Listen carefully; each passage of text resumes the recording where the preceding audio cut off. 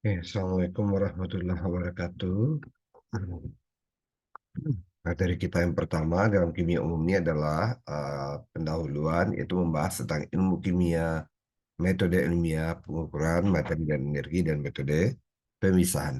Nah, di ilmu kimia merupakan cabang ilmu yang mempelajari sifat, komposisi, dan struktur unsur dan senyawa. Nah, bagaimana mereka dapat berubah dan energi yang dilepaskan atau diserap ketika menerima perubahan. Ya, jadi ada sifat, komposisi, dan struktur unsur dalam suatu senyawa. Kemudian perubahan-perubahan yang terjadi akibat reaksi-reaksi. Kemudian energi yang dilepaskan atau diserap ketika terjadinya reaksi atau perubahan tersebut. Nah, contohnya adalah pembakaran, ya. Ketika kayu dibakar, terbentuk api. Nah, setelah itu uh, dihasilkan material yang berwarna hitam yang kita kenal dengan karbon atau dalam bahasa kita arang. Nah, kemudian terjadi pembusukan pada apel, kemudian terjadi karat pada paku, dan adanya gas, ya, yang dihasilkan dalam tubuh kita, ya. Kalau disebut dengan digestion itu seperti orang-orang yang mengalami asam lambung. Nah, sebelum kita mempelajari tentang perubahan materi, maka kita pelajari sedikit tentang metode ilmiah. Nah, metode ilmiah ini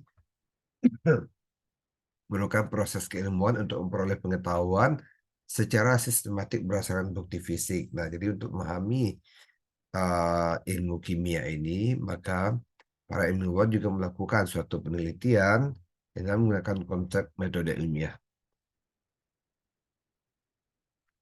Nah, jadi metode ilmiah itu berupa ada observasi, kemudian ada pertanyaan yang muncul, ya. Observasi kita melihat permasalahan yang ada apa gitu, ya. Kemudian ada pertanyaan yang muncul untuk menyelesaikan permasalahan tersebut. Nah, kemudian ada hipotesa.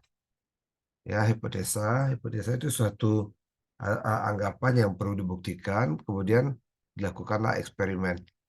Nah, dari hasil eksperimen itu kemudian dibahas, kemudian disimpulkan, ya, sehingga diperoleh suatu hasil yang nanti akan digunakan oleh manusia, ya, untuk perbaikan kehidupan.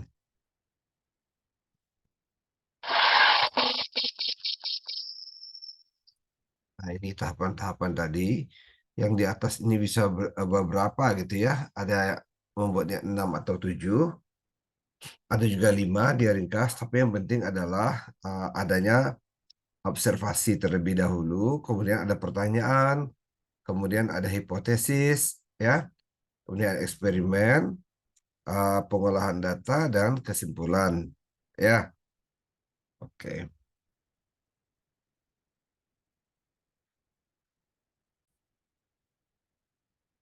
Sekarang kita masuk pada pengukuran, ya. Pengukuran merupakan suatu metode untuk memperoleh data atau hasil dari suatu eksperimen.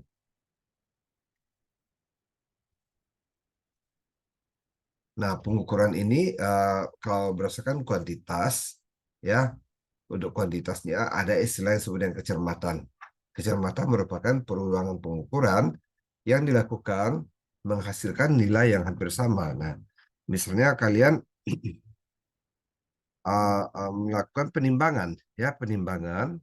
Nah, ketika kalian melakukan penimbangan, kalian ulang lagi sekali, dua kali. Nah, maka hasilnya sama dengan yang pertama, ya. Sehingga dari 3 kali penimbangan itu diperoleh hasil yang hampir sama. Nah, itu sebenarnya kecermatan. Kemudian,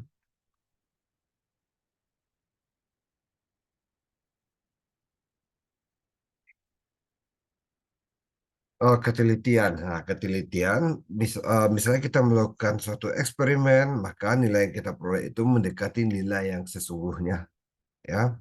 Misalnya kalian membuktikan uh,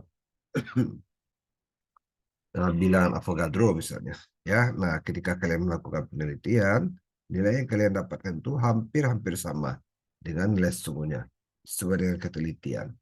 Nah, ada lagi istilah keabsahan di sini. merupakan jenis alat ukur yang tergantung dengan besarannya. Ya, kalau kita mau menimbang, maka kita pakai neraca. Kalau kita mau uh, mengukur panjang, kita gunakan meteran seperti itu. Nah, dari hasil pengukuran tersebut diperoleh angka atau data dengan satuan masing-masingnya, tergantung dari jenis alat ukur yang digunakan. Hmm. Nah, ini alat ukur neraca, ya ada neraca pegas dan neraca tuas. Ini boleh dieksplor pengetahuannya sendiri. Nah, kemudian besaran dan satuan. Nah, kalau kita bicara tentang besaran, ada yang sebenarnya besaran pokok, ada simbol, ada satuan, dan simbol satuan. Nah, jadi kalau panjang simbolnya L misalnya ya. Kalau L ini kan dalam bahasa Inggris long ya, atau length. Nah, satuannya meter dan turunannya atau yang konversinya simbolnya M.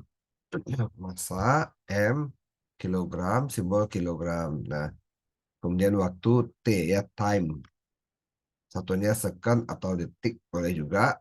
Simbolnya S. Kalau kuat arus, I. Ya, impedance.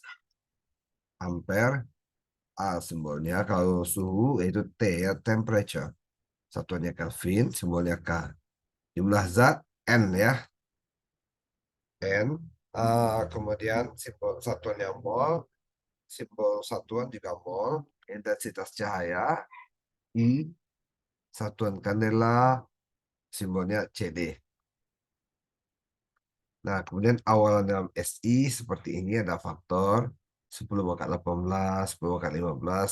Nah, awalnya eksa, penta, tetra, dan seterusnya ya. Nah, semuanya EPT dan segala macam. Jadi bisa dipelajari ini kalau untuk awalan dalam SI. Nah, sekarang kita masuk pada materi dan energi.